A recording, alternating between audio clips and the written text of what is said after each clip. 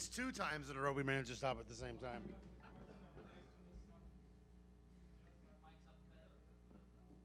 Mike's not off. Up. Up. I'm going to get loud.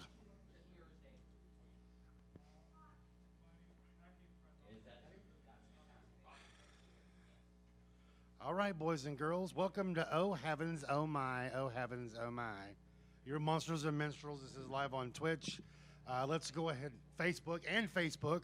Let's shill for the masses. Make sure you go to YouTube, hit the like, hit the subscribe, ring the bell, go to Twitch, hit the follow button. It doesn't cost you a dime.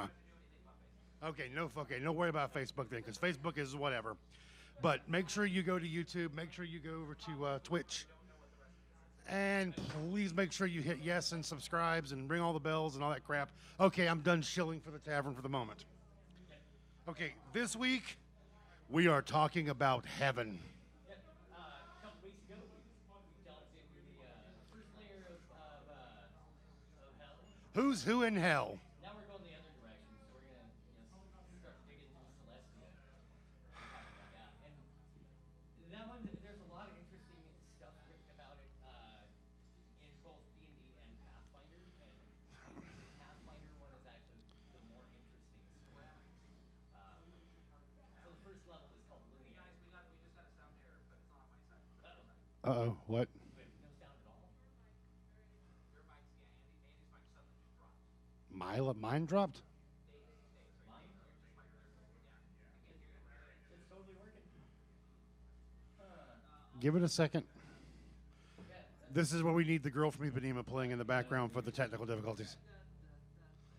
Da, da, da, da, da, da, da, da, da, da, da. Hey, we have help from the audience. Coming through the speakers. Coming through the speakers, but all of a sudden you just dropped on the screen. Oh, weird. So again, I find it funny that Looney and Lunia are very similar. Speaking of heaven, but go ahead. Well, yeah, I think it's partly it's always moonlit there. We can hear you totally fine on the speakers. Your mic is not coming through on the It's not coming through on the stream right now. at all. Ugh. I have no idea. Try plugging it into a different port. Like, I shit you not. I have no idea. I hear Andy fine. I'm gonna try something. Excuse me.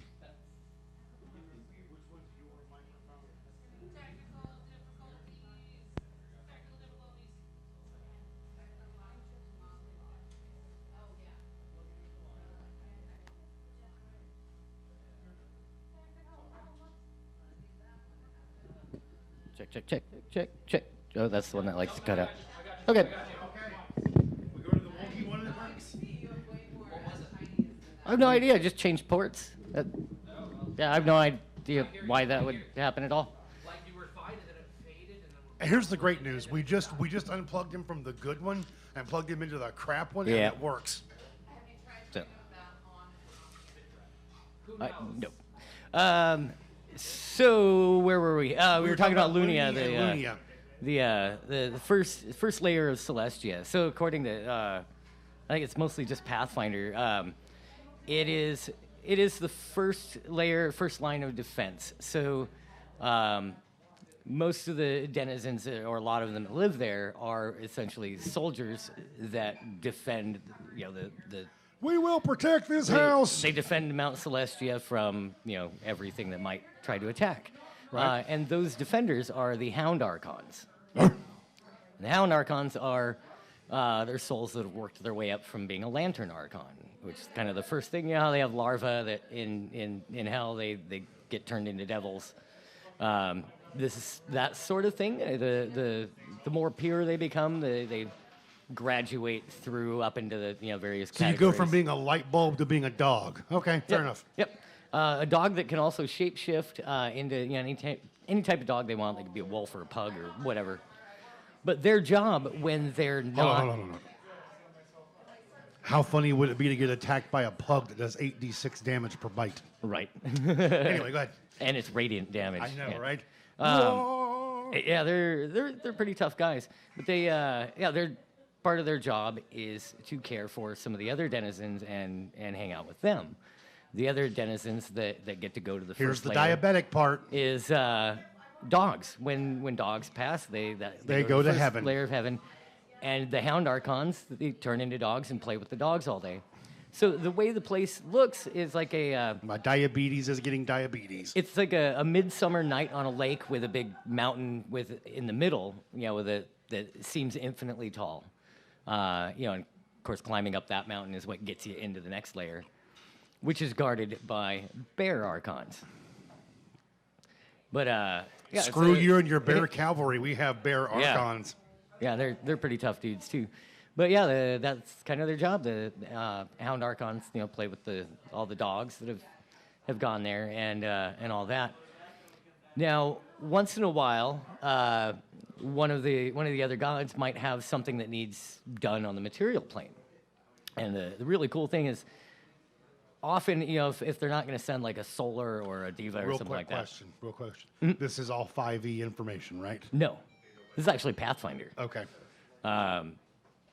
But they will often send a hound archon to do the job. Right. And in most cases, when a hound archon goes to the prime material, they'll pair up with a bronze dragon. Because bronze dragons love, they love to have an interesting story, and what more interesting story could you get than going on a mission with a hound archon to do some crazy thing? And so they will pair up with them and be buddies.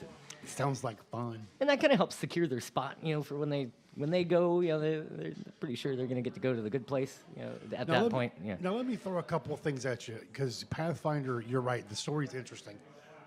However, what I'm going to interrupt you with, or going to bring up, is that, again, I'm going to talk back, the old, back in the dinosaur days of D&D, in the first edition, Manual of the Plains. One of the things that I thought was very interesting, that I thought was really actually extraordinarily cool, was that, and this is back in the 80s, they talked about all the different heavens. They talked about Asgard.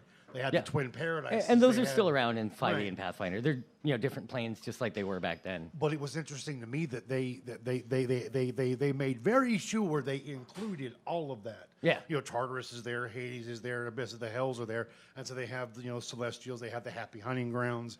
They had all the different representations Yeah, there's going. something for everybody. Yeah, and it was cool to me because it was amazing, and we're waving our flag. And I thought it was interesting that even back in the 80s, that kind of inclusion, especially during that whole religious hysteria, you're going to hell for gaming, they would include that kind of stuff in there.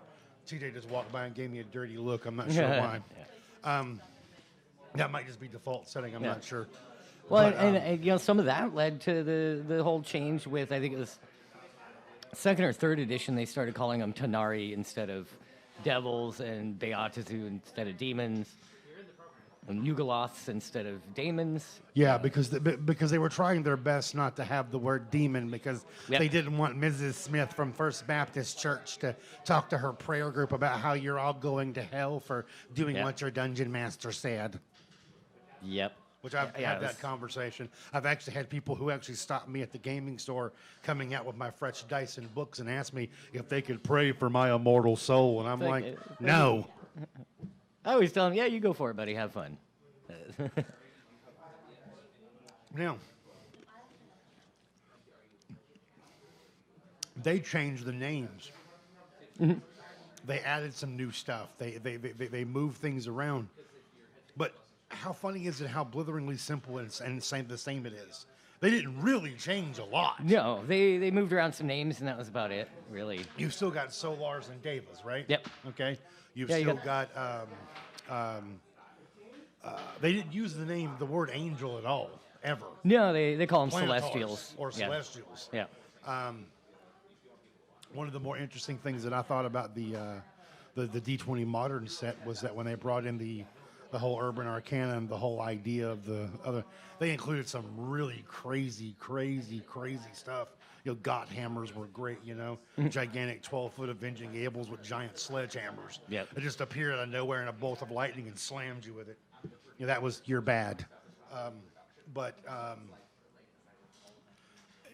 They tossed the terms around kind of dependently, but they were very careful in most of the stuff that I remember reading back in the day to use the wording for the heaven. They would explain things like in general terms, like your devas or your planetars or your solars. When they enter this deity's realm of influence, they become this or that or this or that. And I thought that was really interesting.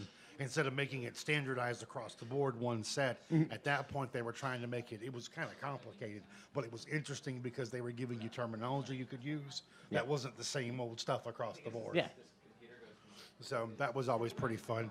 And I also want to ask you a question, and regarding the heavens, did you ever get involved with anything with Spelljammer that jumped into the heavenly realms? No, not really. We mostly, ran around in wild space and stuff, and sometimes into the flow. We tried our best to avoid the whole deific thing when we were playing Spelljammer completely, But I thought the cosmology was interesting. I don't know how the cosmology in 5th Ed works. I'm going to ask you to explain it, but I remember there being the big juke about the prime material plane, and then you had the border ethereal, the astral, and then you had the places where the other planes bumped into according to the whatever model you were using. Yeah, there was some weird stuff with it. Like you had the positive and negative Elemental planes. energy planes, right, and then you had the elemental planes, and they've kind of kept a lot of that. Like Because the ethereal, astral, inner, and energy planes and the elemental planes were all inner planes, but all the individual like heavens and such and everything else were the outer planes. right, yeah, and they kept all that for the most part.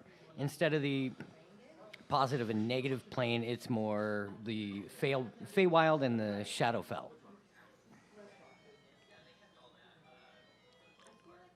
Okay, what is that?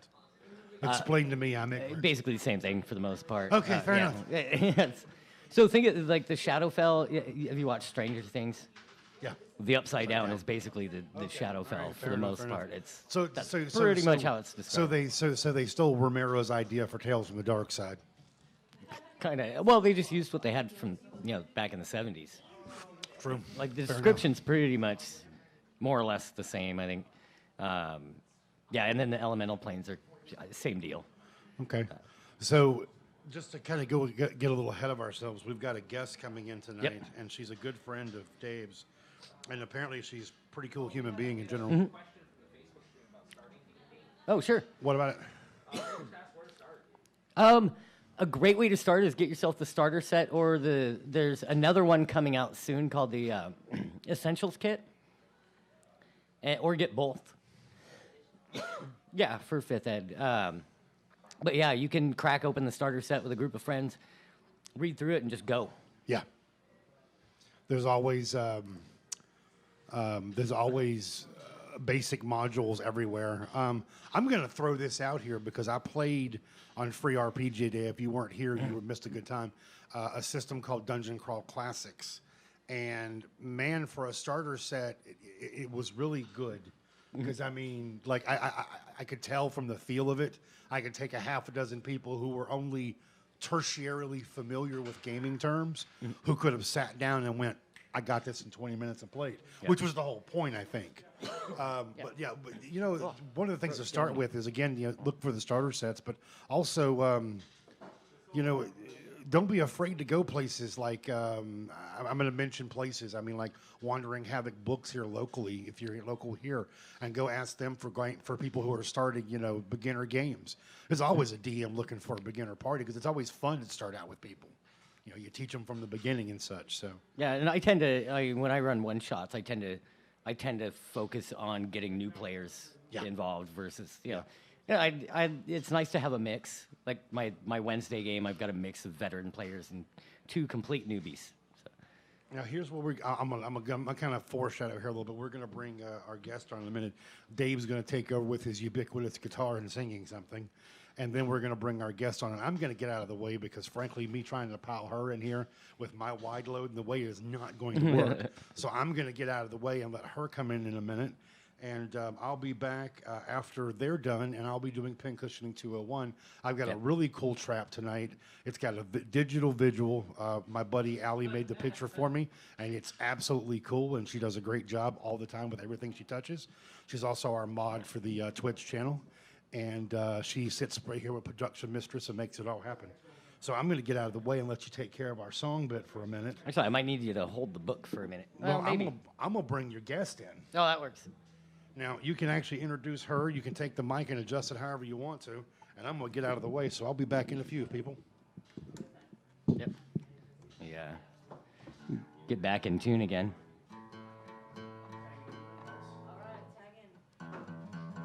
Although now I don't think my guitar's going through.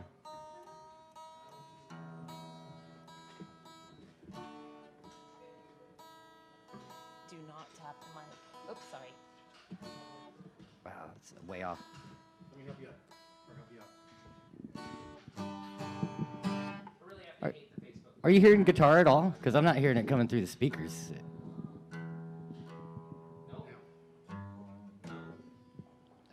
Let me see what's going on here. On your necklace. Huh. It's a whistle. I know. That's why I want to blow it. Let me blow it. No. A what? Put your lips to it, because I put mine to my Oh. All right. Well, I mean, I speak French too, but.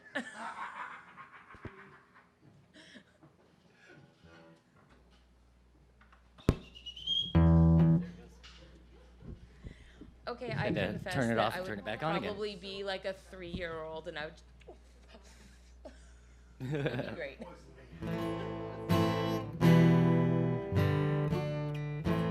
Okay. I don't know if I want to try and do this one from memory or not. I thought I was just gonna ad lib some words, Yeah, there you go. right? It'd be Or if sort of you know a Tenacious song, D yeah, style. we I could don't know. Hey, do you leave this here for you to look at the thing? Or do you want to read that section where the block is where it says we introduced you? Block. Let's see. Yes. Guest intro with Dave. That part? Where we're going there. Was You it want me to song just first or? literally? Read it to You yourself. want me to literally read that out loud? No, I want you to read it to yourself. Oh, to myself. Don't read that to me. They don't want to hear this. You know, but you said read it. And, okay. Wow, this is cool. Was it the song first? Yeah. Oh, okay, awesome. So.